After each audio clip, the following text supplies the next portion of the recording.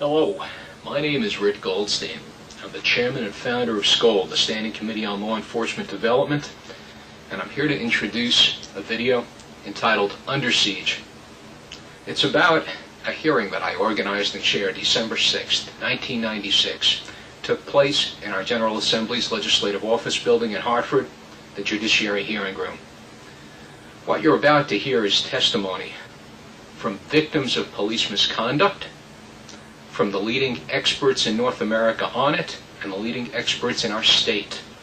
What you are about to hear is the strongest possible calls for civilian oversight.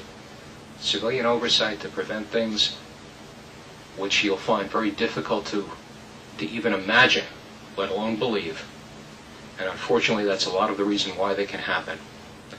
The material you are about to see may shock you, extraordinarily so. The victim testimony is quite graphic, and indeed, it's difficult to imagine it happening in a civilized society, let alone Connecticut. As to where we go from here, that's up to you. I have written legislation for a statewide civilian law enforcement oversight board. You are about to see why we need one.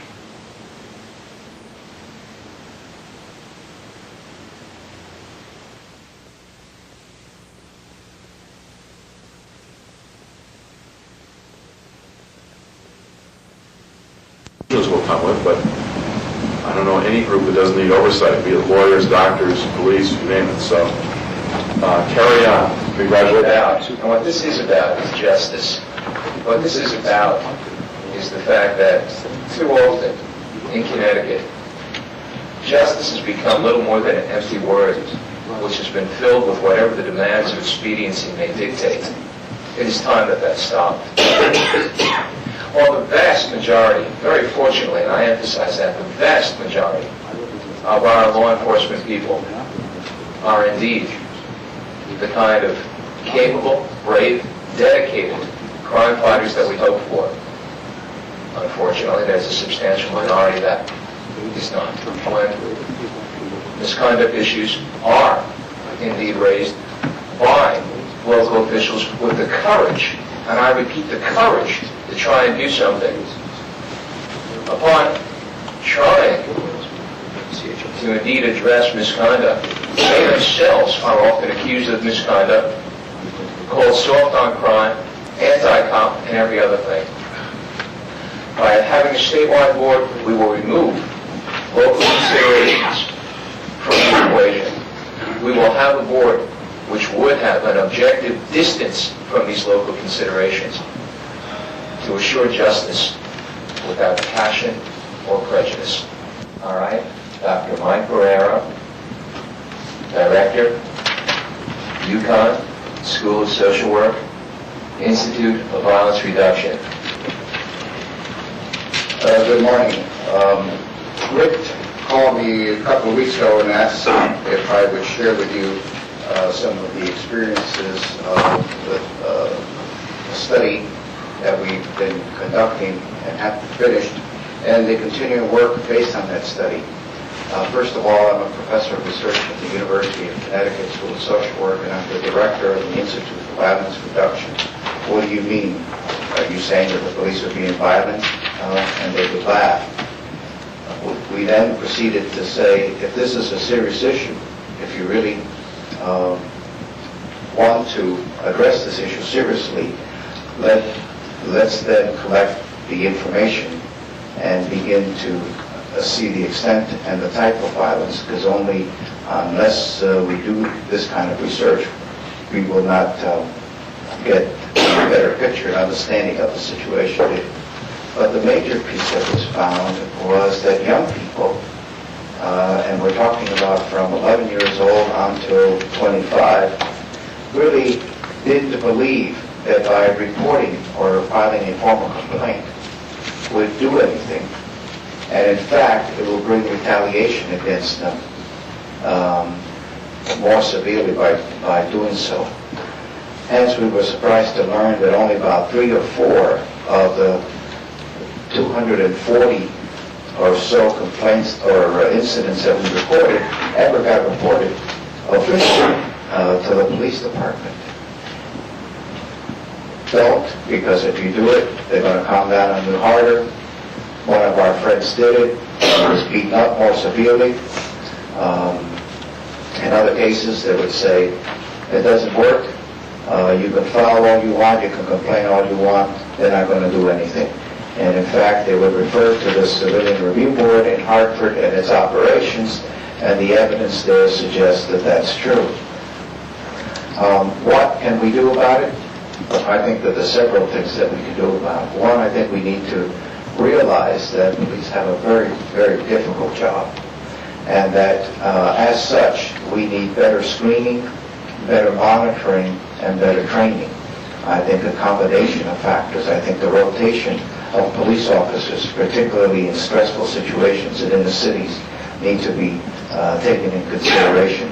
Chicago has an interesting concept that's internal to the police department, where they monitor their police, particularly those in stressful areas in the city, or in situations where there is a lot of corruption likely to occur.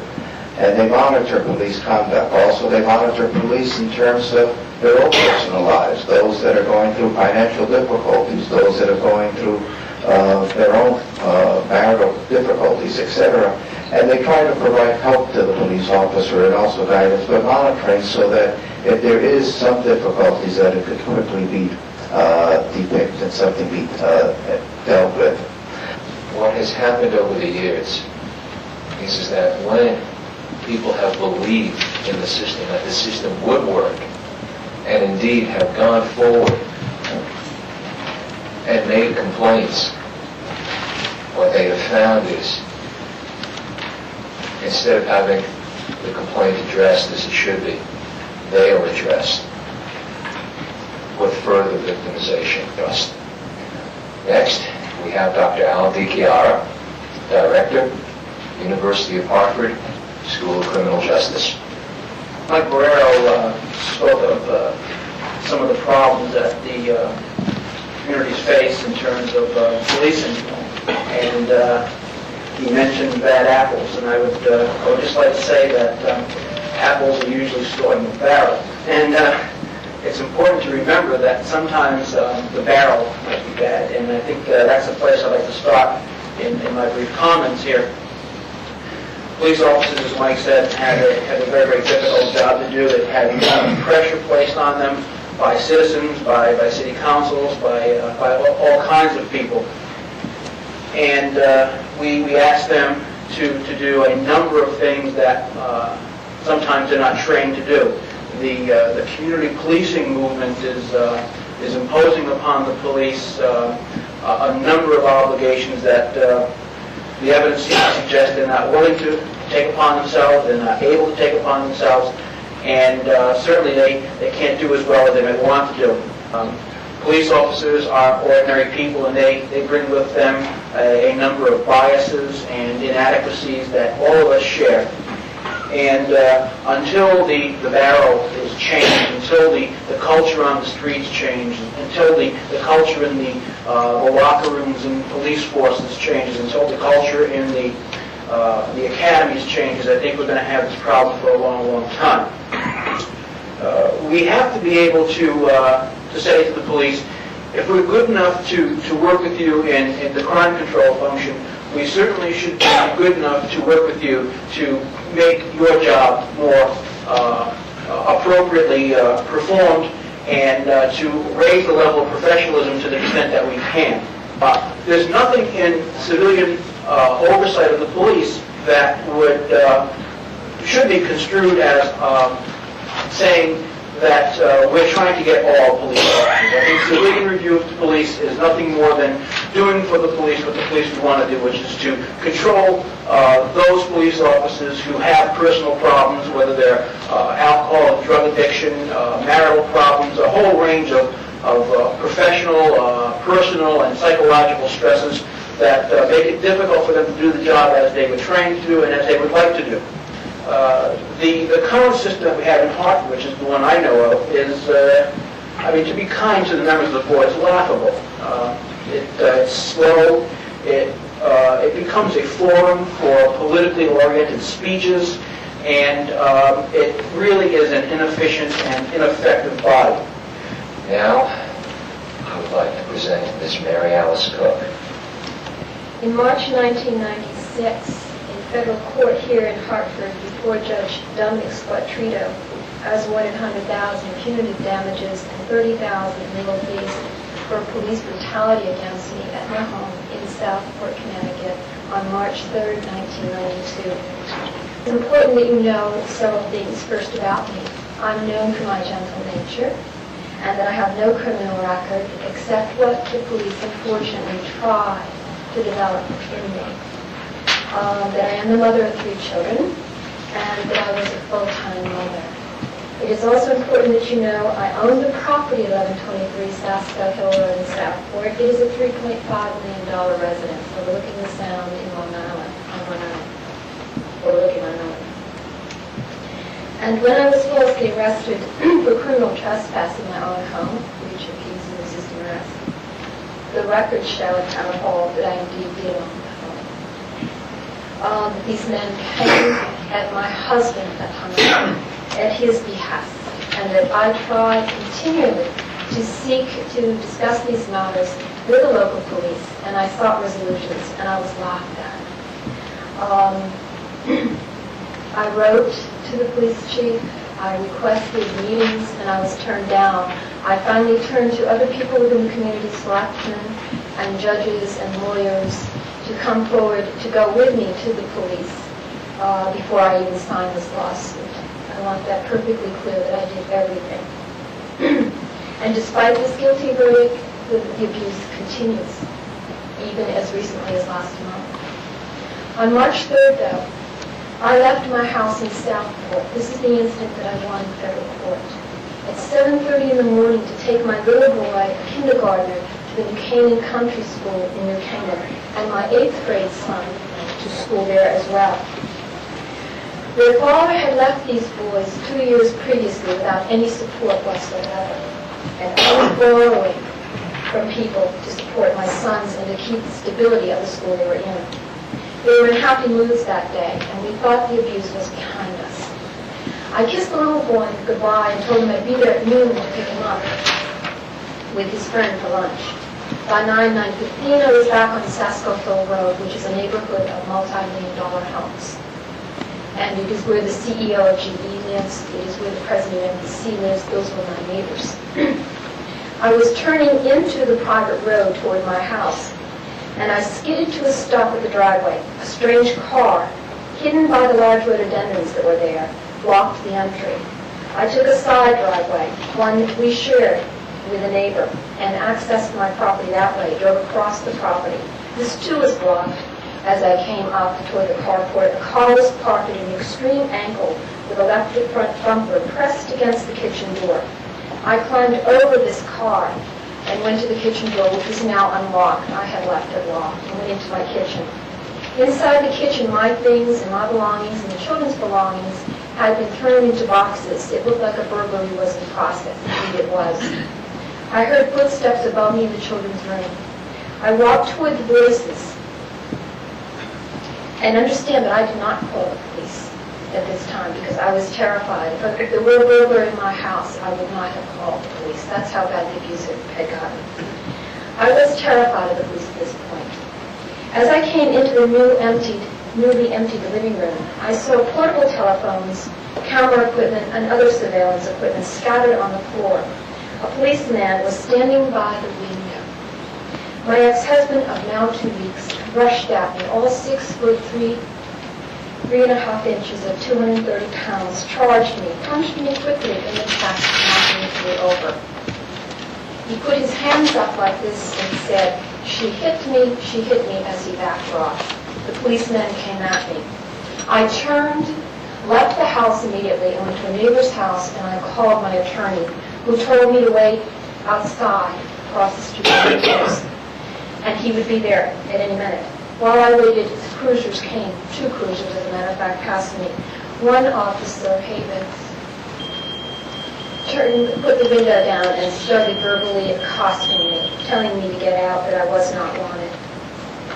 I heard running within seconds behind me on the gravel, and I was jumped from behind by 3 cops. I was taken down, as they say, forcibly, thrown onto the road without any warning, without anyone identifying them, without anyone telling me what was happening. My face was forced onto the rough gravel, a knee was pressed into my spine and neck. I could not breathe, thought I would suffocate and die.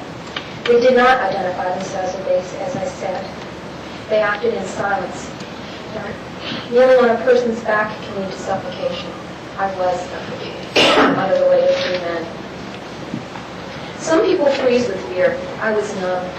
3 cops pounced on me, grabbed me from my arms. They pulled them hard behind me, cuffed my arms, not my wrists, and just below the elbow. If you try this yourself, you'll see how painfully wrenching it is. It felt like my elbows were going to rip out of the skin and my shoulders would pop at their sockets. I was jerked around by the hair, my head jerked hard, and dragged up the road, up and down the gravel driveway, an 1/8 of a mile. As they dragged me backwards by the hair up the driveway of my Southport home overlooking the Sound, they kept saying, "You should thank us for making you look so much bigger. Your tits are standing up, and you look so cute and scared." I asked them why they were doing this to me. I kept asking them, "Why are you doing this to me? What is going on?" "We don't have to tell you," they said. "Shut up, bitch, shut up. Put her down for breach of peace. Add resisting arrest." I was terrified and my whole body trembled with shock. I thought they were going to kill me and that I would never see my children again. All I could think of was, why could this be happening and why was it happening in Southport, Connecticut? I thought it happened in third world countries. The surveillance equipment, like the number of cops, the time, and the planning to entrap me, was very expensive. Why? I'm just one housewife taking care of 3 children. A neighbor saw me being dragged, told the police that I owned the house, lived here, that my attorney would soon be here. Could they please wait? "You can find her in the lockup," he growled. I was thrown and handcuffed into a cruiser and my head crashed against the bar door handle. I fell handcuffed onto the floor. "I got you." The police were now breaking into my car. The police cruiser sped down Sasko Hill Road, and the irony is, under the beautiful great old trees, past the CEO of GE's house, past the president of the past these multi-million-dollar homes that I had grown up in, had never known police brutality or this sort of mentality in my entire life. Truth is a powerful cure. I leave you with the quote by Edmund Burke: "All that is necessary for evil to triumph is for good people to do nothing." Thank you. Panel, my name is Joseph Mary from the northeast Windham County, Connecticut, the so-called quiet corner of the state. Windham County is the quiet corner. I hate to know what's going on in the other counties of the state. Since 1993, when I was falsely arrested for putting one legal election sign in a snowbank in Thompson, I became involved, investigated, and documented over 100 cases of state police and state employee abuses in Windham County, mainly by state police, prosecutors, and associated elected public officials. They're oftentimes arrogant, intimidating, assaultive, they batter people, they mace prisoners who are handcuffed or in custody, they bash heads against walls, they throw prisoners down stairs, and oftentimes, and once in a while, people die from this abuse. They wreck dozens of cruisers, they abuse hundreds of non-victimizing citizens, they threaten to take children away from parents using the powers of DCYS, strip people, they falsely arrest people, they maliciously prosecute people, they abuse people in discriminatory, arrogant, and barbarous court processes. State agents will not arrest their associates and informers for all manners of crime involving state police intimidation, threatening and shooting guns at citizens, thefts of property, larcenies, patting down young children on the street, patting down female citizens, state police shootings and assaults, kidnappings, discrimination, and violation of common rights. This abuse is rampant in the state of Connecticut, overall indicating an organized brutality and racketeering against hundreds of citizens in Windham County alone. All sorts of cruel and bizarre acts rarely seen in a lawful society. It's so true that the truth is stranger than fiction. Many citizens have been assaulted, beaten, maced, imprisoned, and some killed. From the Perkins brothers in New London, Ron Tornado and Peter Riley cases of 20 years ago, to Richard LaPointe, Lorraine Spranzo, Stephen Ian Merzen, Harold Robbins, Jim Morey, Rosemary Roy, John Jones, James Sisko, Alan LaValle, Kenneth O'Connor, and the names go on and on. I could recite the names of these cases for an hour. I see you have some papers here. Why don't you just pick up the list of complaints that you have? This is a list of about 80 different complaints from people throughout Windham County alone. And this is only people that I have gone out and sought. This doesn't account for everyone that's afraid to testify and so forth. There are a lot of people that don't want me to write up their complaints. They're afraid for their lives. Women have been raped by state troopers, and they do not want to come forward unless they know that trooper is going to be locked up for a long time. So this whole bunch of papers here only lists 80 out of perhaps hundreds of others that are still out there we haven't even got to yet. It's incredible what's going on. So it shows you how much we really need this civilian oversight board. We thank you very much for working for this goal. Thank you, Jim. You can see it doesn't matter where you come from. It doesn't matter rich, poor, in between. What matters is the fact that things happen without any accountability, without any recourse. Right now, we will hear from Phil Engel. Phil is another justice system activist. It's a pleasure to be here today. For all those who are out of state, I'd like to welcome you to the Constitution State. As it says, my name is Phil Engel. I was born and raised here. A small town called Colchester. It's a very quaint New England town. A lot of well-to-do people there. There's usually a lot of law and order. A little bit about my background. As I said, raised in Colchester. I played football there for 9 years. I was a medical response technician, a volunteer firefighter. I went to private schools. I served time in the United States Infantry. I traveled around the world. I'm a little bit educated. I don't have a degree, but I have a desire to learn. Spring of 1993, it was my introduction to police, or what I call illegality. With my 3 children, I was at McDonald's Playland. I was sipping coffee, my children were playing, and about 1 o'clock in the afternoon, I watched as a wiry 15-year-old boy was beaten by 2 stockily built police officers.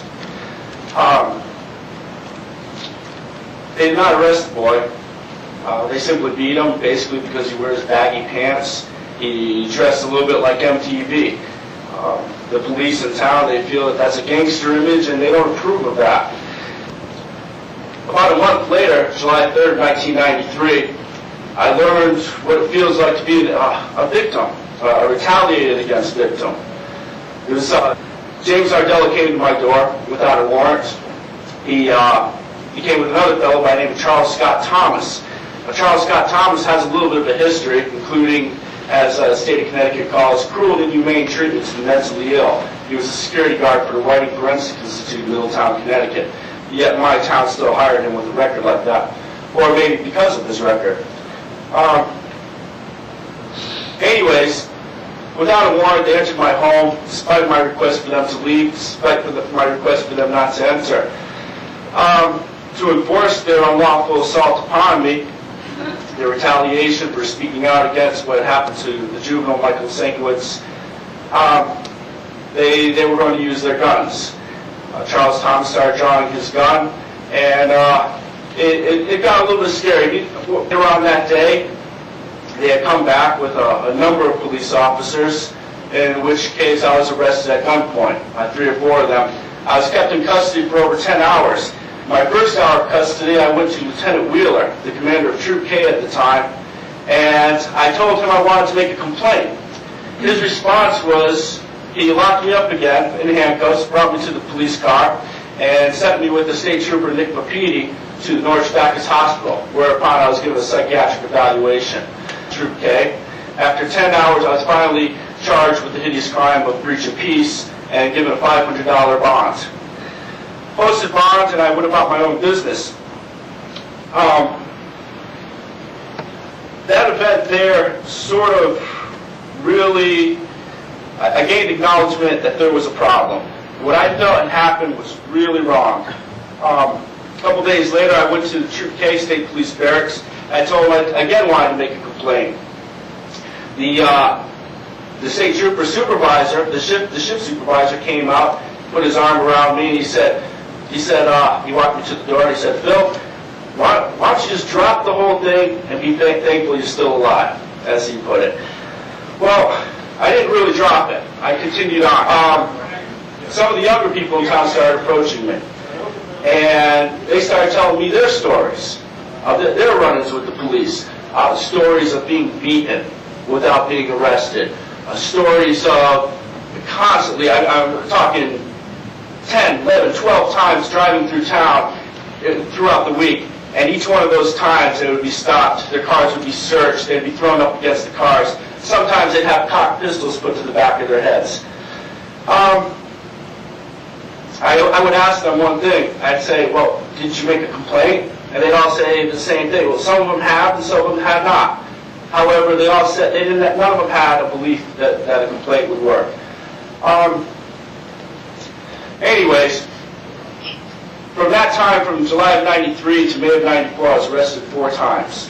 Each one of the times I was arrested was preceded by a complaint. My complaints went to the town mayor, Jenny Contois. My complaints went to their resident trooper, Fred Brigger. My complaints went to Lieutenant Wheeler, the commander of Troop K, and so on and so on. Many complaints to the appropriate agencies, the agencies that should have taken some steps to alleviate the passion of mine. I went about interviewing these what I call socially disadvantaged youth, and I started documenting what was happening. I believe the police caught wind of it, the Colchester Town Police, the Connecticut State Police. They came after me a few other times without arresting me. They chased me. One time I had my 4-year-old boy in the back of my bike, and I had a good run for it, but I got away. I'm pretty glad about that. But as I said, there was 4 other arrests, and I wasn't so fortunate in those times. Excuse me, Phil. Did any of those charges ever stick? All charges were dismissed on August 28, 1995. That's 2 years of being prosecuted. Most of the evidence against me was perjured testimony by the police officers. All charges dismissed. There was no plea bargains. Okay, but let me tell you something. 2 years being prosecuted is an ordeal in itself. That every single day I woke up wondering, am I going to jail? Am I going to be separated from my children for a very long time? Am I going to be convicted as a felon? Am I going to lose my civil liberties, civil rights? Are my children going to have to live with that? It was a big ordeal for me. However, the further I went forward, the more I was retaliated against, the more dangerous it became. And I have to say that every single event that happened, I was shocked that it happened, but I could never believe it would go into the next phase. In April of 1994, pretty much one year after all this had begun, I collected over 30 witness statements of severe abuses of authority of law. And I started fearing not only for my own life, but for those that were being abused. So I called the United States Attorney's Office, and I spoke to Assistant United States Attorney John Durham. I talked to him for over an hour and a half, telling him that the local police in the town of Colchester were abusing the civil rights of many people, and that they were indeed retaliating against those that had made complaints about them. He told me to keep on taking these statements, keep my mouth quiet, don't tell anybody that we had this conversation, and someone will be in touch with me soon. Well, 1 month after that, in I think it was May 21st, '94, I had gone for a bike ride with my youngest child, Jessica. She was, I believe, 2 at the time. Again, riding on the back seat of the bike. I was with my wife, and we were traveling through the center of town, and all of a sudden, pow, pow, 2 gunshots right next to us. So I immediately fell off my bike. I dove, hit the ground, and Melody, my wife, she was with the child. They went to the ground also. I belly crawled. I looked around the corner. This is in the center of town. And I look, and lo and behold, who I see? I see Officer James Ardell and Charles Scott Thomas. Charles Scott Thomas is holstering his weapon, both with a little smile on their face. They looked at me. I looked at them. He told me, he said, "Get out of here, Phil. Get out of here now." Well, I got out. We got out pretty quick. It shook me up a little bit, with big knots in my stomach. Basically, what had happened is, make a long story short, I had on my backpack all those statements. The police came after me. I was hit in the face, I was maced, I was punched, kicked, thrown down to the ground. I was had a knee put to my back. I was kicked quite a while. I was handcuffed, kicked, punched, so on. There's some medical reports to that, no broken bones, but a lot of soft tissue damage. I was charged with criminal trespassing, breach of peace, interfering with a police officer, and assault on a police officer. I spent 5 days incarcerated before I was bonded out on that one. Excuse me, Phil, was this the incident where the Mersons saw you being beaten? Yes. There was a lot of witnesses that day, many. I'd say I have over 26 documented witnesses. 2 of those witnesses were Stephen Merzen and Ian Merzen. Stephen had just come home on leave from the Marines. He had just driven through the drive-thru of McDonald's, and he was waiting to receive his food. There was a little bit of a back order. And when he opened his eyes and saw, it pretty much shocked him. Well, he made a complaint to Troop K in the same way that I had done a year earlier. A couple days after he made his complaint, at 2 o'clock in the morning, armed without a warrant, just their authority of law here in Connecticut, they entered his home, took him out of bed, handcuffed him, brought him to the basement of Troop K. The state police call that the interview room, but there's a term that others use for that room. They call it the beating room, okay? And they use that room because there is no cameras there, nor audio recording equipment.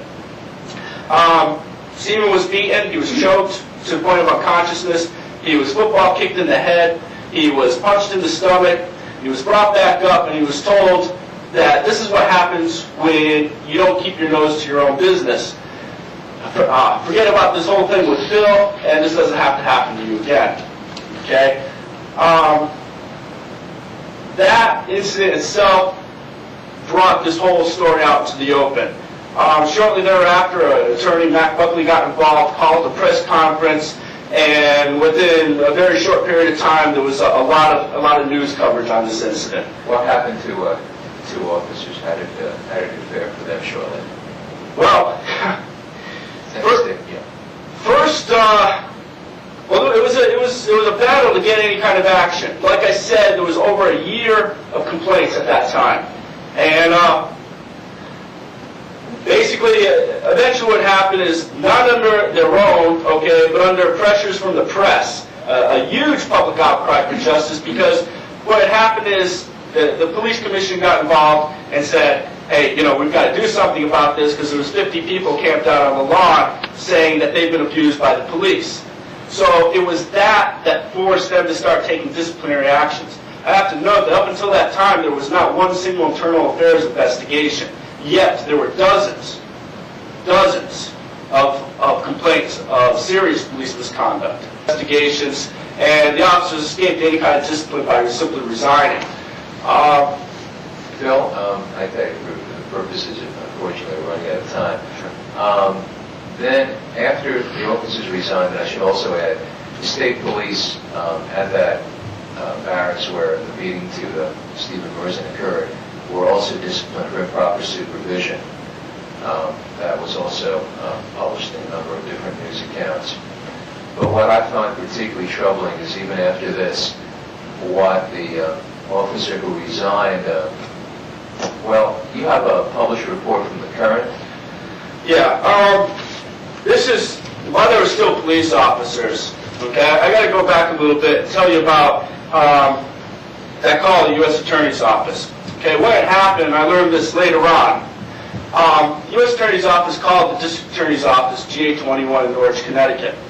Okay, they want to know who this guy Phil Winkle is, and what's this about police misconduct, what's this about civil rights deprivations in the town of Colchester.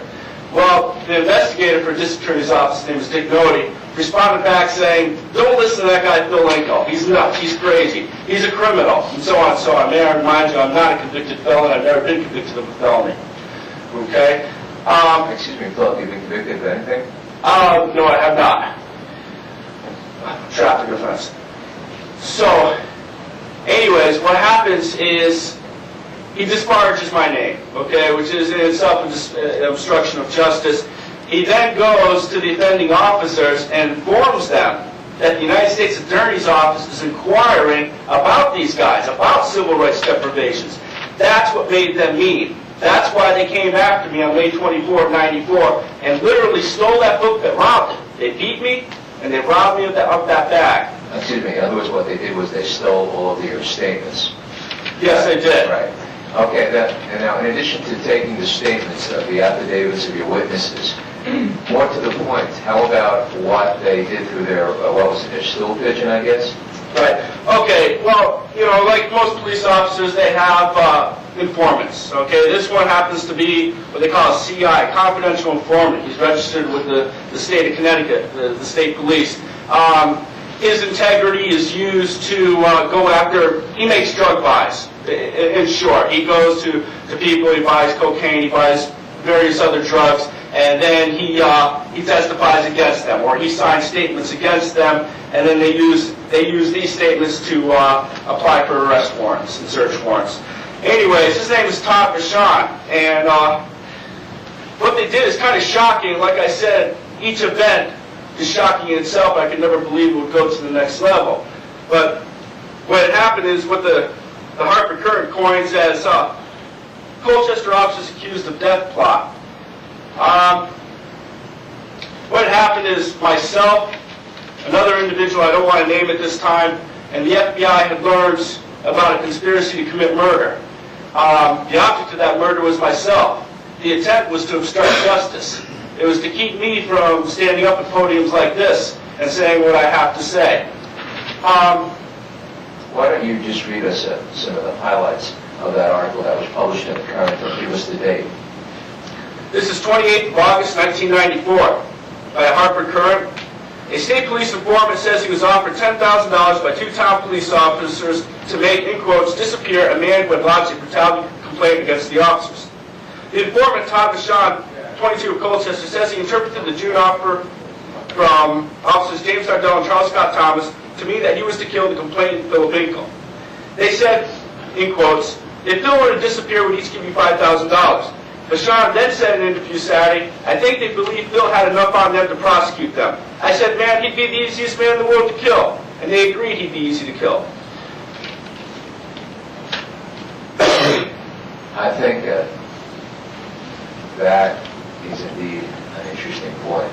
I'm pursuing this. I'm pursuing this because I know this problem is not going to go away on its own. And it is a problem. It's a very big problem. Thank you, Phil. I do appreciate it. God bless. Thank you, Rick. Thank you for putting this all together. Here earlier, Edmund Burke once said, all that is necessary in this world for evil to win is for enough good men to do nothing. And that's absolutely true. Former Norwalk Mayor Bill Collins will speak to us about the limited options of our municipalities in terms of addressing this issue. It's fortunate to be one of the protagonists in this issue who has not been beaten or abused by the police department, and it's very moving to me to hear these stories of personal courage and bravery that's been exhibited by the folks who testified here. All the police ever did to me physically was to vandalize our house, break beer bottles on the porch, and plaster their union stickers around on the house. But you'd think that probably took some nerve because I was the mayor at the time. That didn't seem to slow them down at all. There's a certain amount of arrogance, I guess, in the community and in the police community. And I'm sure, as we spoke before, it's just a couple of rotten apples in the department that did that little more or less harmless act. But harmless except is meant to show even the chief elected official in the town that who's in charge in the town. It isn't him. It's the members of the police department.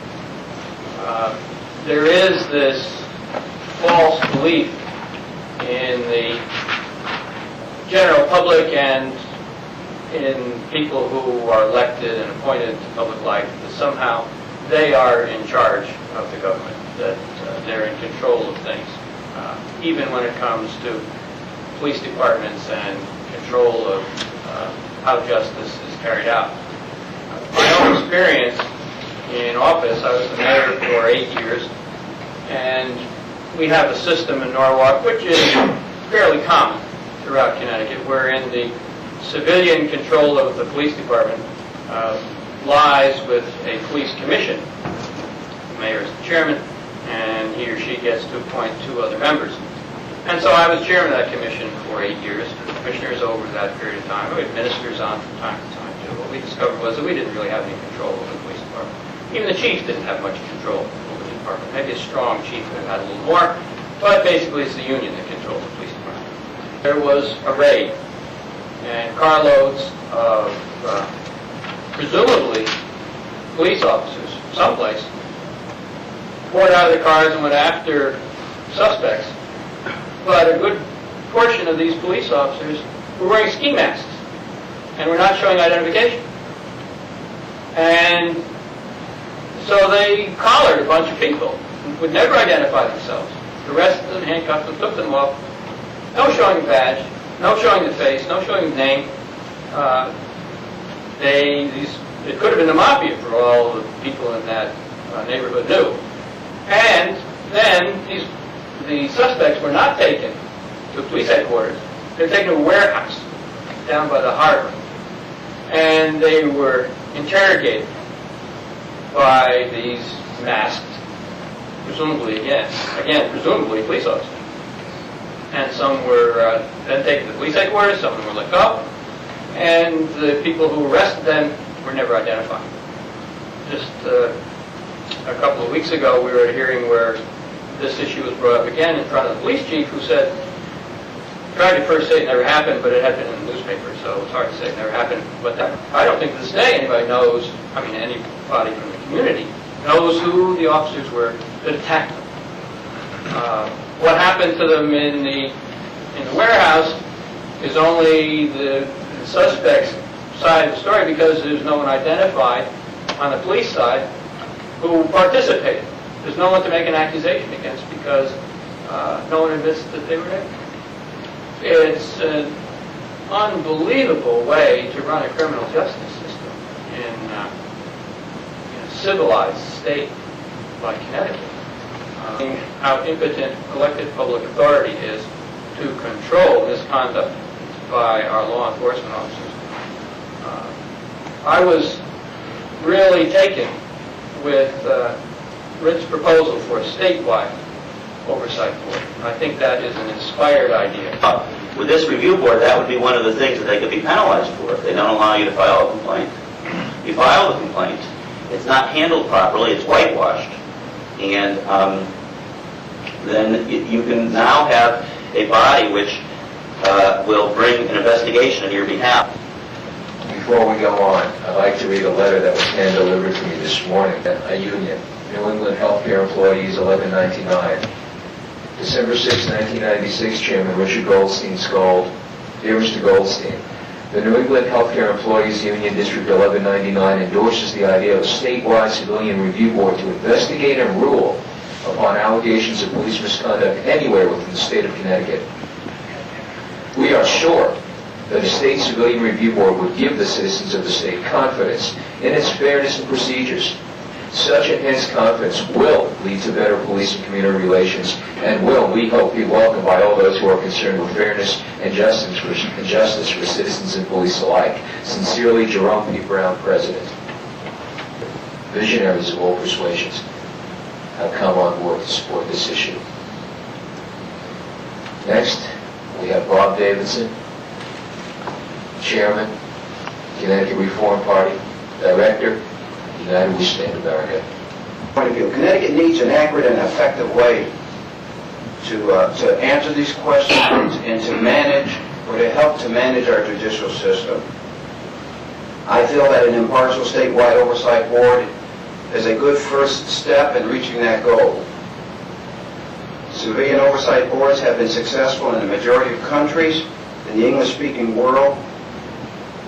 And my feeling, and I believe I represent those two organizations that I spoke of, we feel that Connecticut needs to now make those steps so that we can join the rest of the English-speaking world and have some sort of a tool where we will be able to help to manage our judicial system and our democracy. Thank you. As you can see, we have the problem, we have support for a solution, and now I think the question is, obviously, where do we go from here? As the author of the legislation, you all know my feelings. But I think what is important is that not only do you know my feelings, but we address the feelings of those who are indeed experts in this field. We address the feelings of, first, is the Chris Reeder, President, National Association for Civilian Oversight of Law Enforcement. As Red has already said, my name is Chris Reeder. I am the Executive Director for the Citizens Police Complaint Office in Indianapolis, Indiana. I'm also the President of the National Association for Civilian Oversight of Law Enforcement. The National Association was created and formulated initially in 1993, the Cambridge, Massachusetts IACO Conference. There were a number of national practitioners that got together and decided that we needed a national organization to speak to the issue of civilian review of law enforcement here in the United States of America.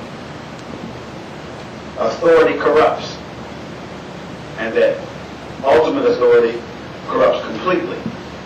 And what we have in our country, it's sad to say, but in some jurisdictions, we have police officers that are totally unaccountable. They don't have to worry about anyone asking them to explain or to justify any means that they feel necessary in what they consider to be doing their job.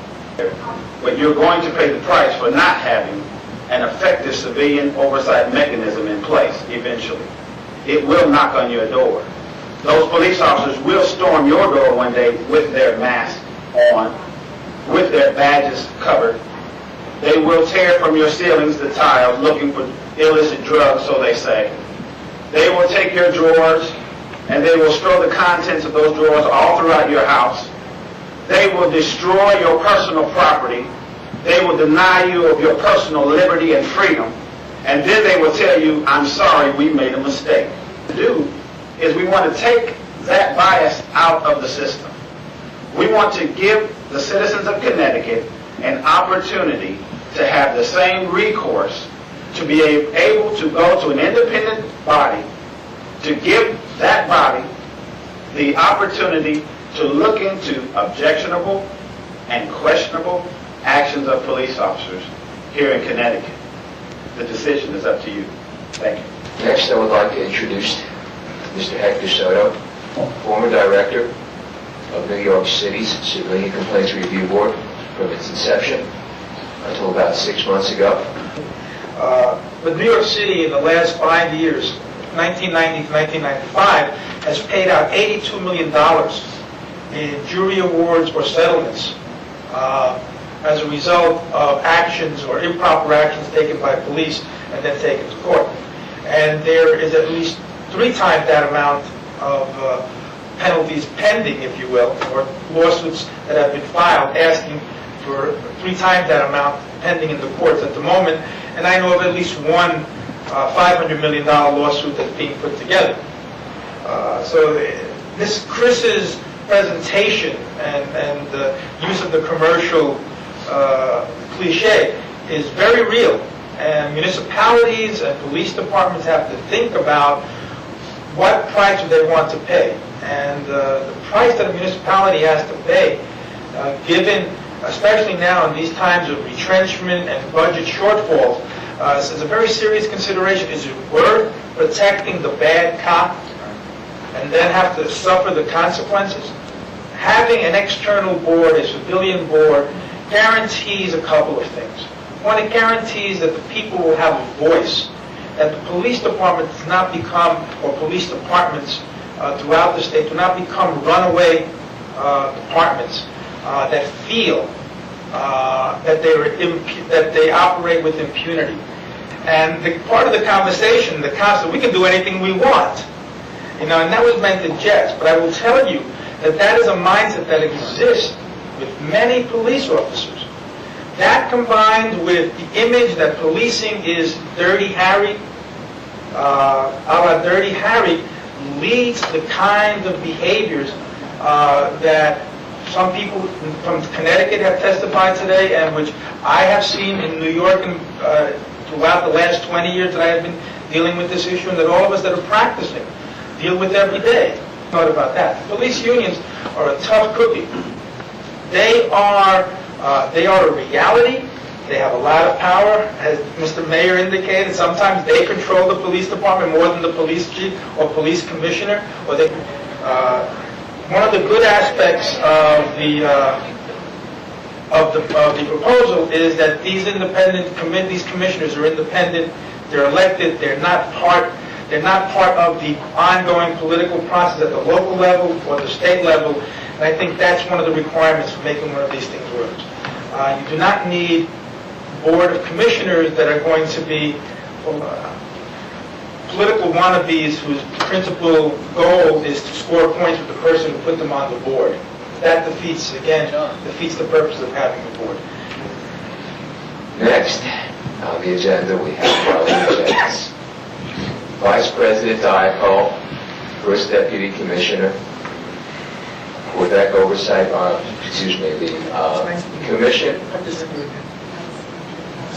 Commission of Police Ethics, Province of Quebec, and founding member of KCOL, the Canadian Association for Civilian Oversight of Law Enforcement. Wally? I'm going to speak to you. It'll be a little bit different from what you've heard to date. As Rit explained, I'm Vice President of the International Association for Civilian Oversight of Law Enforcement. So I'd like to explain to you, give you a historical overview of civilian oversight internationally and of the basic models of civilian oversight agencies that we find mainly in the Occidental countries. And primarily, even of the Occidental countries, primarily those countries that are former British colonies. So you're talking about Canada, United States, Australia, New Zealand, and obviously Great Britain, England, Wales, Northern Ireland, and the Republic of Ireland. There is civilian oversight in Southeast Asian countries, Hong Kong, Japan, Korea. To my knowledge, there isn't any in Vietnam, but I'm sure that they'll be coming on board shortly. There's civilian oversight in France, in Belgium, in Germany, in Italy, in Israel. There's some form of civilian oversight of law enforcement in most European countries and most Southeast Asian countries.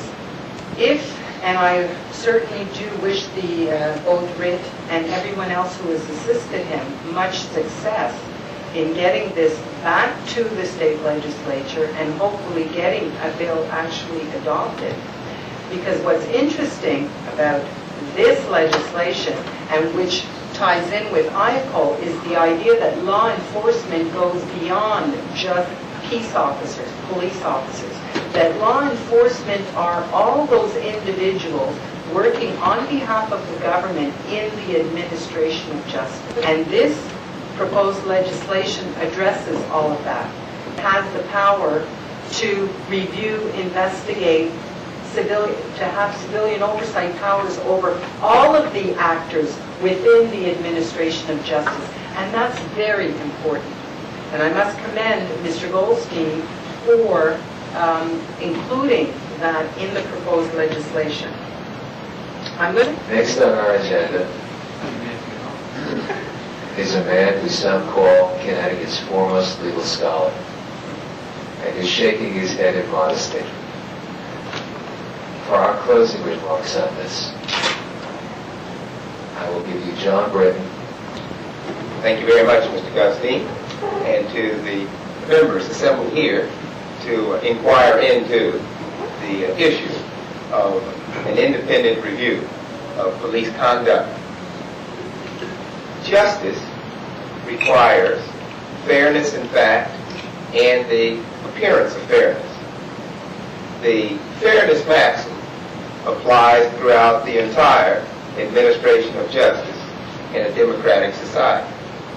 And the limitations upon internal affairs units of the police department and remedies in the courts have all led to a well-established administrative organizational form of an independent citizen review process for investigating police misconduct.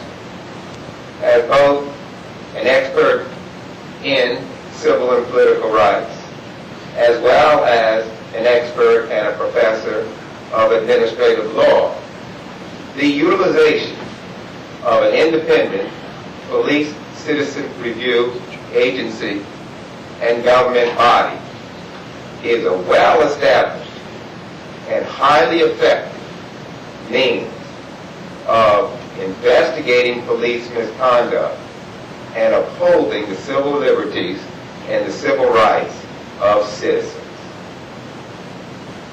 All of the information that you have heard today about the nature of the problem, about the goals within our society of fairness, about the inherent limitations of current means to investigate police misconduct, and about the very effective governmental, organizational unit of independent citizen review boards is well documented and well established.